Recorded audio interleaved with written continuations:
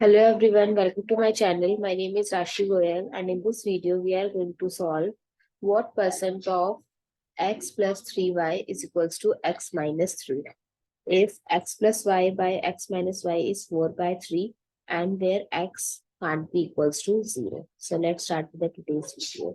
So I am considering this as x plus y, x minus y is equals to 4 by 3. Now I'm going to divide numerator and denominator both by y.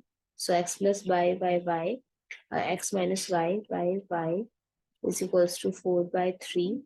So we can write this as x by y plus 1 by x by y minus 1 is equals to 4 by 3. So if we do cross multiplication, it becomes 3 times x by y plus 1 is equals to 4 times x by y minus 1. So 3x by y plus 3 is equals to 4x by y minus 4.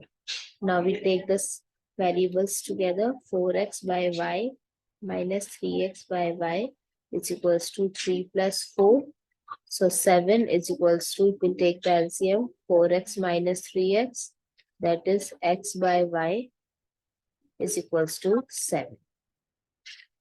Now we have to find what percentage of. So instead of what, we like question mark, what percentage of x plus 3y is equals to x minus 3y. So what percentage is equals to of means multiply x plus 3y is equals to x minus 3y. So what percent? Percent means 1 by 100.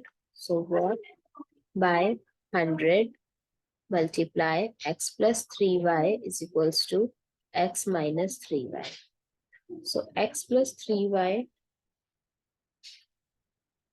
So we'll take what here and everything to this side. So x minus 3y by x plus 3y times 100. Now again I'm going to do divide with numerator and denominator by y.